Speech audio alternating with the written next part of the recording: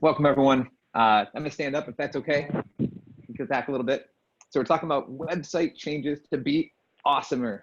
I'm Joe Martin. I'm a website whisperer. I'm gonna whisper to your website, make more money. That's what I'm gonna try and do. And we use psychology and copywriting to do that. And what a lot of people do is when we get a new lead, we're real excited. We're so excited to see that new lead. We're all happy about it. And then that lead will say, well, you know what? I'm gonna go take a look at your website. And then all of a sudden we cringe a little bit. We're like, the website's out of date. Don't go look at it. You know, it's okay. Just don't go there. But we want them to go there. This is 2020. Whether or not you've accepted it, you live in the future. Having a website isn't just it's not a nice thing anymore. It's not an extra. It's a necessity. It's something you have to have. And a lot of times, what you have, what someone's presented with on that screen is your digital storefront.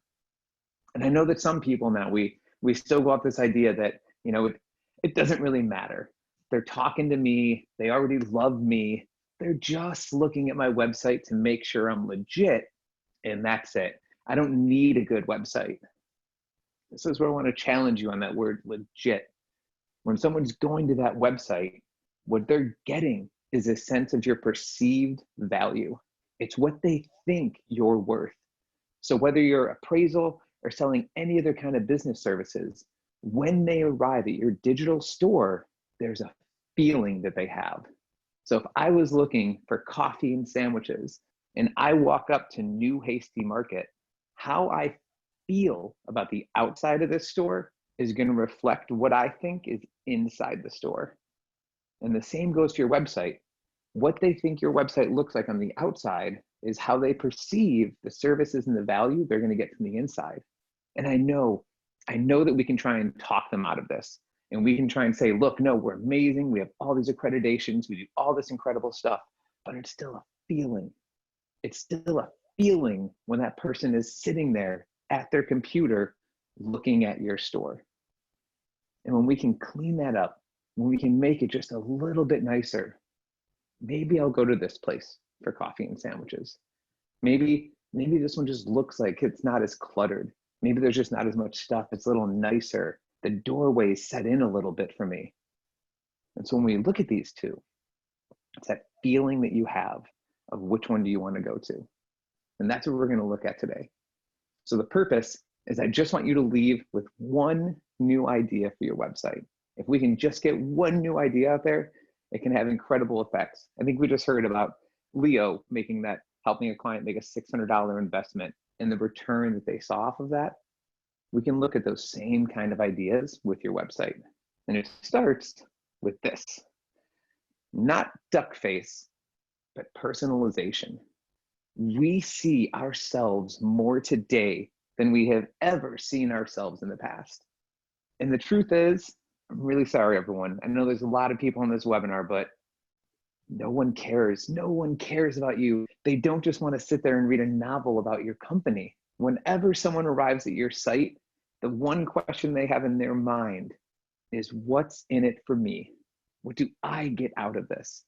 And really, everything we do around user experience and content is just meant to be that, to help them understand this is what you get and this is why you want to pay us for it.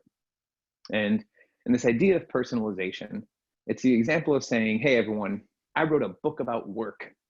You want to buy it? Not as appealing. I haven't told you enough. But if I were to say, I wrote a book about work-life balance for appraisers watching a Zoom webinar on a Thursday, all of a sudden you look at that and you're like, oh, that's me. Yeah, that's who I am. And that's the feeling we want. People don't want to be sold to in herds anymore. We want to be sold to as individuals. And when we can do that, you position yourself in a better position. And I love this quote from Claude Hopkins, considered one of the grandfathers of advertising, just that we need to figure out how to win one. We need to look at this full process of how we win one customer, and then we can repeat that process for more people. And I know that you may not serve just one type of client, but that's fine. If we can align that marketing messaging behind one client, it doesn't mean other people aren't going to connect with it. And I I compare this back to Adele a lot, that Adele didn't write a love song for 1,000,000 people. Adele wrote a love song for one person, but 1,000,000 people still hear it and connect with it. That's what we can do with your marketing. That's what we want to do with your website. And that's what we can do through personalization. And personalization isn't just slapping someone's name at the top of an email. Personalization is based on intent, action, and their level of awareness. And what I mean by this is intent of just, what do they want? They came to your website, what do they want? And again, just service that one person. That if it's a referral, if it's someone you talk to on the phone and then they're going to your website just to make sure you're legit, what do they want when they get there? And then knowing that, we can understand, okay, this is the action they should take next. And then we got to know their awareness of just what do they already know coming into it. So we're going to take a look at some example websites, and we're going to look at it through this lens. It isn't as much about design. Design is subjective. Any company can sell you a brand new website design, and we're not going to know the difference. What I want is something measurable, something that we can say this generated more revenue. And we can do that when we use these tactics. So website number one, let's jump into it here. Let's take a look at Lions Appraisals. So with this, I just have a couple suggestions here. One of them is I just want a little more clarity. And so along the top, let's actually just go ahead and remove that background pattern. Ooh, just opens it up, feels a little better. We lost some of that cluttered feeling. And then the other big suggestion here is we always want legibility. We never want design to impede what we're trying to say. What we're trying to say is the most important component. Design should help tell the story of what the site is trying to say. And here, with this bright picture in the background, we lose some of that text and it becomes harder to read. And again, when we do this, it may not be a big thing, but it's a feeling. It's a feeling someone has that this was just a little bit hard to read.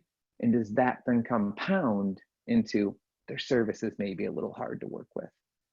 So that's why we're simplifying. So this, let's just make that picture just a little bit black, and all of a sudden we can have that text pop out at us.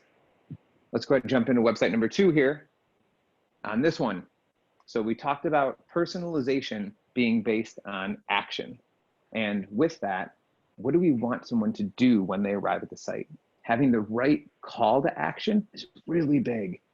That when we look at a site like this, we're not adding an $80,000 machine to our cart next to a visitor pass. We need to make sure we're saying the right thing, promoting the right thing.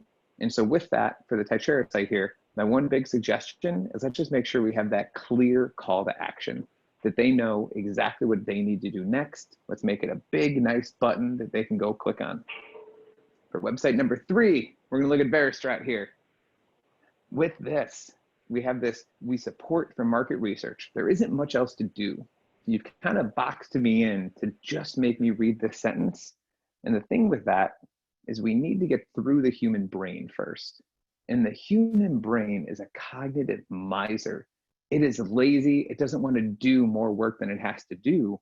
So this is where we need to make things a little simpler for it to understand. And so with this sentence, I want to encourage everyone to use your unique value proposition to be the first thing someone reads on your website. And that unique value proposition has 2 pieces to it. It says what you do, and it says why someone wants to buy from you. When you can successfully sum this up in one sentence, just changing this sentence can have huge impacts. And a unique value proposition is not this. It's not words no one can understand. It needs to be something simple and easy, something that my grandmother could understand if she read it. And so this is a nice one. It breaks it down. It tells me minibus and electric bike tours. It tells me why I want to take it. And when we make these small changes on the site, when we just change the opening sentence, or we just change this first button, we can see a $17,000 increase just from changing 2 small elements. So for the Veristrat site, I just wanted to encourage you there. Something like business valuation services to help you scale your workflow during lockdown. I know what you do. I know why I want to be a part of it. We got 2 more here. Bharat, how am I doing? We doing good on time? We okay? Yeah, if you could please wrap it up in a minute. All right, we're gonna wrap it up here. So Roth, couple small things here. I see this why choose us button, and I want to pull that out. That's sales copy. Let's actually put that sales copy on the site and incorporate all of that elements there, all of those information into different parts. Let's get rid of those us's to make that navigation a little more compact. And then I really liked opening this up a little more, but I thought that felt a little nicer.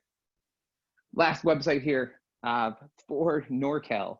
I want to talk about just having a sales narrative. One of the things I noticed here was we have these sentences at the bottom that start with the word our. A quick little trick for everyone is instead of starting a sentence with the word our, try to start it with the word you and see what happens. So, awesomer website changes. First, let's target a single customer. Let's make sure they can read the things that we're putting up there. Let's know that we have that right call to action in place. Make sure we're saying what we do. And finally, changing that word our to you, and let's write for sales. Because when we pull this all together, all of a sudden when someone arrives at the site, they see call us, they see email us, they see choose a time. You're customizing it more for their experience. This can have incredible effects on revenue, and I hope you're leaving with at least one new idea. If you didn't, you can head over to martinchicago.com and you can register, and I will send you 3 complimentary suggestions for your website, and that's only for the next 24 hours. So go swing over there, martinchicago.com, give me your information, and I will send you out some free updates. Bharat, thank you for having me. Really appreciated it. And I hope everyone got some good website changes to be more awesome. Thank you.